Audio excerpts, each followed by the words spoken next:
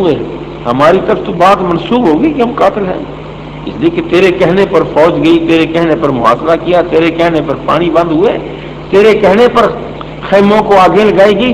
آل مصطفیٰ پر جتنا ظلم ہوا ہے وہ سارے کا سارا ظلم تیرے سر ہے. اس سے یزید گھبرا گیا, مجمع میں بھی کیفیت عجیب سی پیدا ہو گئی. اس کی خولی کی تقریر پر کچھ لوگ روئے, یہ بات تو صحیح کہہ رہا. پھر یزید نے کہا اچھا اس بات کا تو پتہ چلو نہیں چل سکا, چل جائے گا. بات کو ٹالا جبکہ واضح ہو گیا تھا کہ قاتل تو ہے. حیرت ہے کہ یزید کے معاملہ میں اب بھی کچھ لوگ کہتے ہیں کہ نہیں وہ بڑا معصوم تھا, وہ بڑا محفوظ تھا. خولی کی اسی تقریر سے جو اس یزید کے دربار میں ہوئی ہے کہ قاتل وہ ہے جو حسین سے ڈرتا تھا, قاتل وہ ہے جسے اپنی تخت کی پاس تھی کہ میرا تخت بھی نہ لے جائے, قاتل وہ ہے جس نے فوجوں کو مرتب کیا اور ترتیب دی فوجوں کو, جس نے قافلے میں کربلا میں بھیجا, وہ خود یزید تھا. آخری بات اس نے کہا حسین یہ تو ہو جائے گا, اس بات کو ٹالا, کوئی اور بات ہے تو کہے تو میں مانوں. تو آپ نے فرمایا ہاں دوسری یہ ہے کہ جمعے کا خطبہ میں دوں گا دمشق میں, جمعہ میں پڑھاؤں گا, تقریر مجھے کرنے دے. اگر تو سچ ہے, تجھے آل پاک سے محبت ہے, پیار ہے, جیسے کہہ رہا ہے اور تلاش کر رہا ہے کہ قاتل کون تھا, خولی نے تو کہہ دیا ہے, مگر جمعہ میں پڑھاؤں گا. یزید نے کہا کوئی بات نہیں, ٹھیک ہے آپ جمعہ پڑھائیں, مگر آپ سے پہلے ایک شامی خطیب کو, جو خطیب تھا اصل, اسے کہا کہ تقریر کر. اس نے تقریر شروع کی تو یزید کی تعریف شروع کر دی اور یزید کے بارے میں بہت کچھ حسین کلمات کہے. امام زین العابدین کھڑے ہو گئے محفل میں, فرماتے ہیں کہ خطیب انت بیس الخطیب, خطیبوں میں بدترین خطیب تو ہے, بدترین کذاب تو ہے. اس بندے کی تعریف کرتا ہے جو ظالم ہے, اس بندے کی تعریف کرتا ہے جو قاتل ہے, اس بندے کی تعریف کرتا ہے جس نے آل مصطفیٰ پر بے پناہ مظالم اٹھائے ہیں, اس کی تعریف کرتا ہے جس کے قبضہ میں ساری آل مصطفیٰ ہے اور پا بجولا ہیں, ہتھکڑیاں لگی ہیں, بیڑیاں ہیں. خدا کا خوف کر, اللہ کے غضب سے ڈر. آپ کے کچھ للکارنے پر لوگوں کو شرم آئی, وہ خطیب تو بیٹھ گیا. اب خود یزید کا وعدہ تھا کہ آپ تقریر کر لیں. آپ نے تقریر فرمائی. سب سے پہلے آغاز تو یہاں سے کیا کہ لوگوں, دمشق کے لوگوں, شامی لوگوں, تم میں سے جو مجھے جانتا ہے وہ تو جانتا ہے, جو نہیں جانتا میں اسے بتاتا ہوں کہ میرا نام زین العابدین ہے, اسے بتاتا ہوں میں حسین کا بیٹا ہوں. جو مجھے نہیں جانتا وہ جان لے کہ میں مصطفیٰ کی آل ہوں.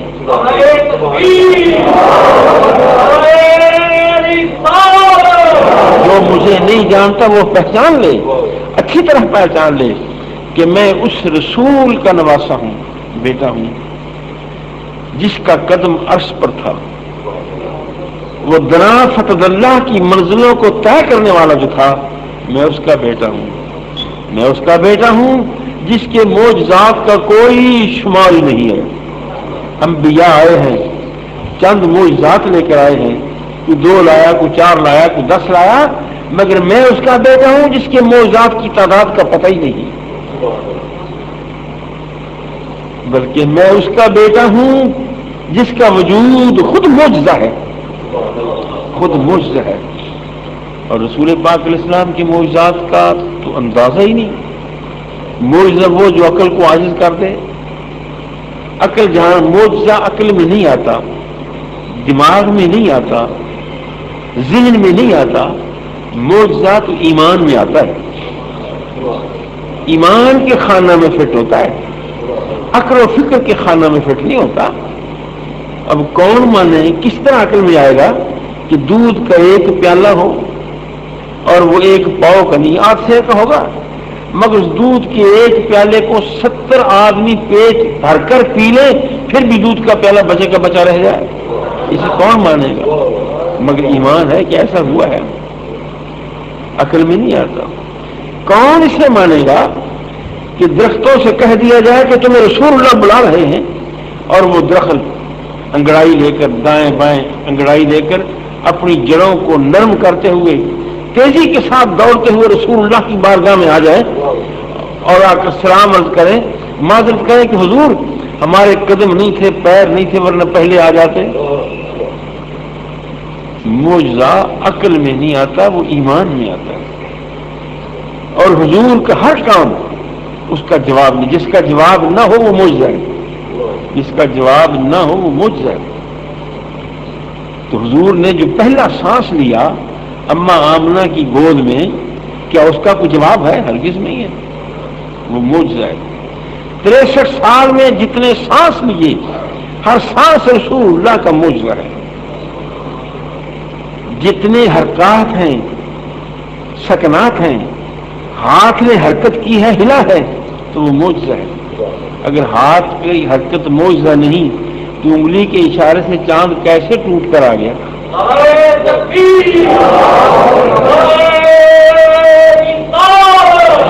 حضور سید عالم صلی اللہ علیہ وسلم کا اٹھنا بیٹھنا چلنا پھرنا جاگنا سونا بات کرنا خاموش ہو جانا، یہ سارے معجزات ہیں۔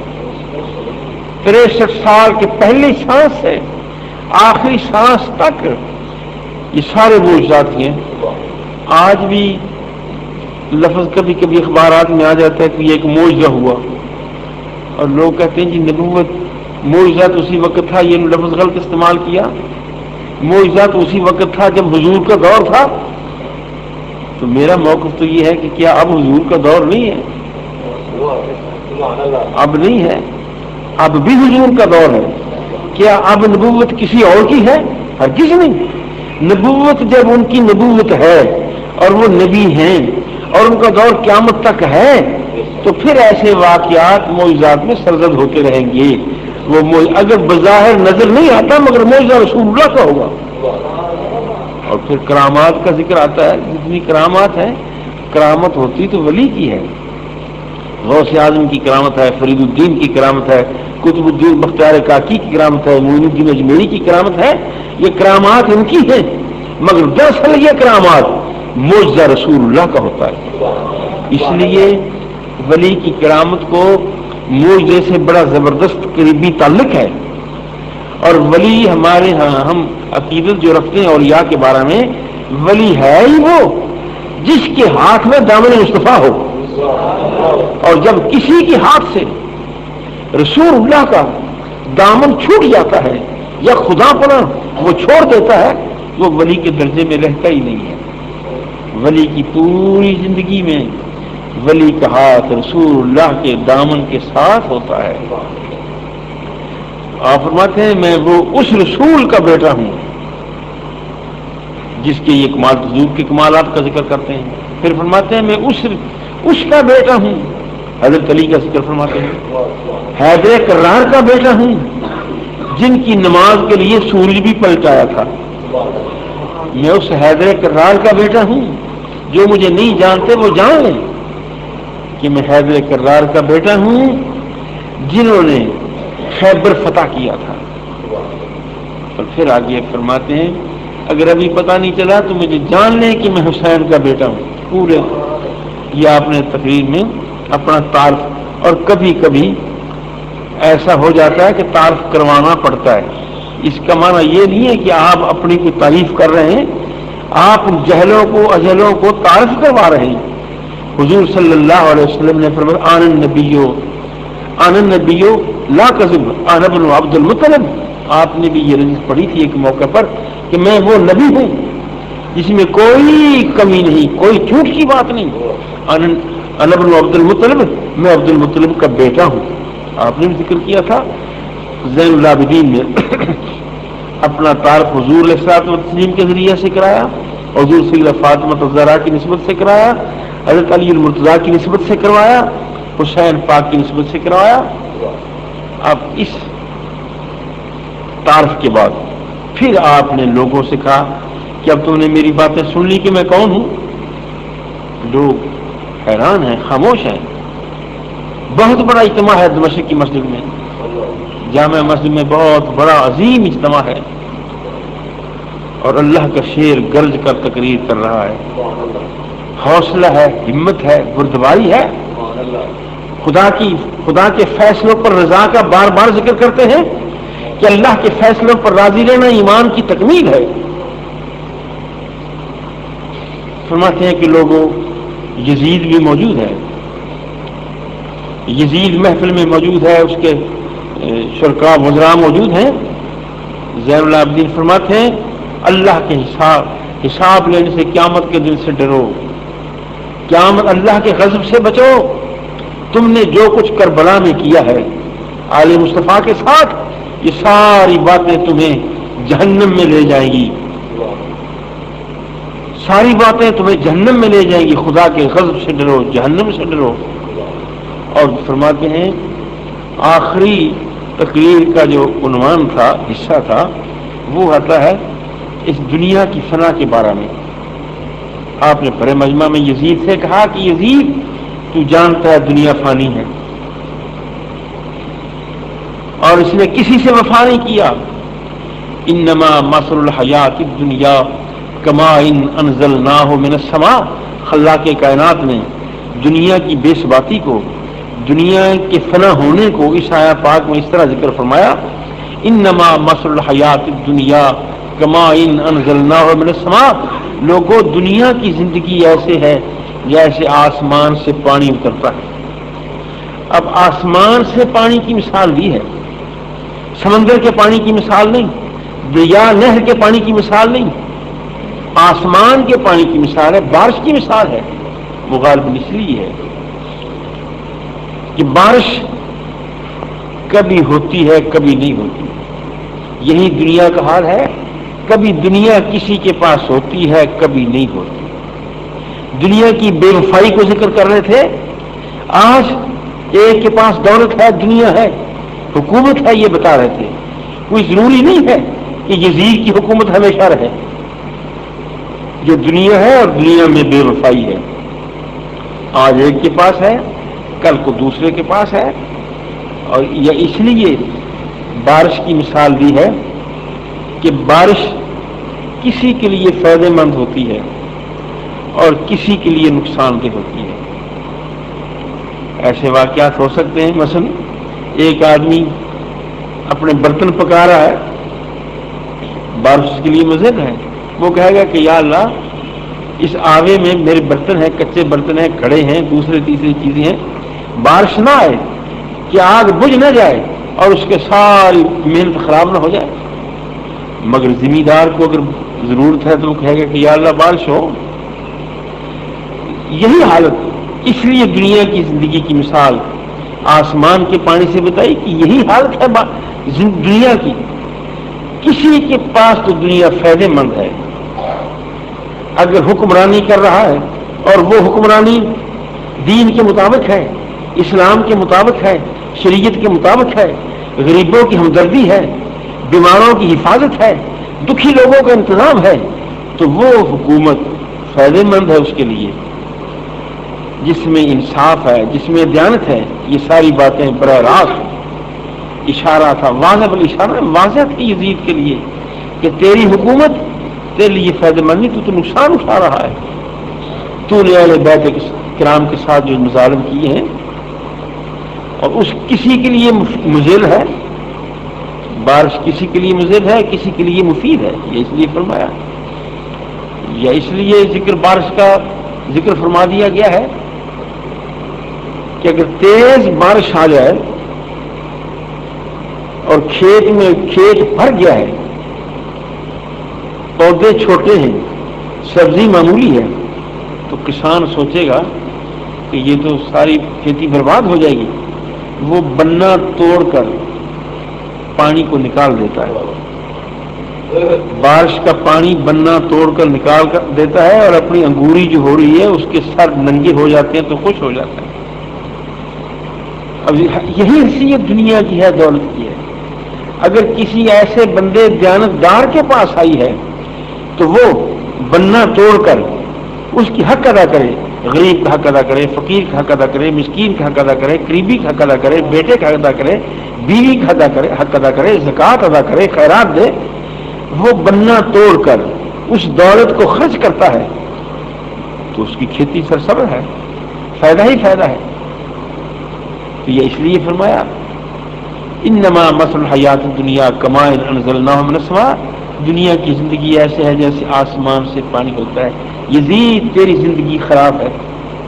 بڑی شاندار زوردار خطاب تھا سیدنا زین العابدین کا، حتیٰ کہ جب آپ نے یزید کے ظلم کا ذکر کیا، افضل الجہاد کلمۃ حق عند سلطان جائر، امام حسین علی مقام کو تو یزید کے سامنے بات کرنے کا موقع نہیں ملا. ان کا بیٹا ہے، ان کا جگر گوشہ ہے، ان کی نسل کا وہ جوان ہے جو کمزور بھی ہے، بیمار بھی ہے، مگر یزید کو بڑے مجمع میں للکار رہا ہے کہ تیری سلطنت فانی ہے، فنا ہونے والی ہے، برباد ہونے والی ہے. آخرت کا خیال کر کہ قیامت کو تیرا حشر کیا ہوگا. اس پر لکھا ہے لوگوں نے کہ لوگ چیخے مار کر رو رہے امام علی مقام کی اس تقریر پر کہ ظالم قیامت کو اللہ کے ہاں جواب کیا دے گا. جن لوگوں میں درد تھا، پیار تھا، وہ چیخے مار کر رو رہے تھے. اب جب مجمع کا ماحول کچھ بگڑا نہیں بنا کہ یزید کے خلاف سارے اکٹھے ہو جائیں، کھڑے ہو جائیں، جب یہ محسوس ہوا تو یزید نکل گیا محفل سے، خطبہ کی محفل سے چلا گیا گھر. خطبہ ختم ہو گیا، دعا ہو گئی. یزید نے اب تیسری بات امام علی مقام نے جو کہی تھی وہ یہ تھا کہ اگر تجھ سے ہو سکے تو یہ رسول اللہ کا خان وعدہ ہے، اجڑا لٹا پٹا خاندان ہے، ان خواتین کے ساتھ نگرانی کے ساتھ انہیں مدینہ منورہ پہنچا. یزید نے یہ بات مانی کہ ٹھیک ہے، قاتل تو ثابت ہو گیا، ڈکیت ثابت ہو گیا، دہشت گرد ثابت ہو گیا. اب اتنے دلائل کہ امام عالی مقام کے صاحبزادے انہیں ظالم ڈاکو قرار دے رہے ہیں، بھجے پڑے مجمع میں حق بیانی کر رہے ہیں. اس کے بعد اگر کوئی کہتا ہے کہ یزید اچھا تھا جی، وہ تو کلمہ پڑھتا تھا تو اب اس کی مرضی ہے. ہم تو، میں نے ایک کتاب میں لکھا، مجھے یاد آ گیا کہ جو لوگ دلائل دیتے ہیں یزید کے بارے میں ان کے پاس ہیں دلائل، ان کا وقت نہیں ہے. جو یزید کو پاک دامن قرار دیتے ہیں کہ وہ بہت اچھا تھا، وہ اس میں شامل نہیں تھا، قتل میں اس کا کوئی حصہ نہیں ہے. تو میں نے ان دلیلوں کا جواب لکھ کر مدینہ الرسول کے اندر جواب لکھ کر ایک فکرہ کہا ہے کہ اگر لوگ سچے ہیں یزید کی صداقت پر تو آئیں، دعا کرتے ہیں. میں دعا کرتا ہوں کہ یا اللہ مجھے حسین کے ساتھ اٹھانا قیامت کو، حسین کے گروہ میں میرا شمار کرنا.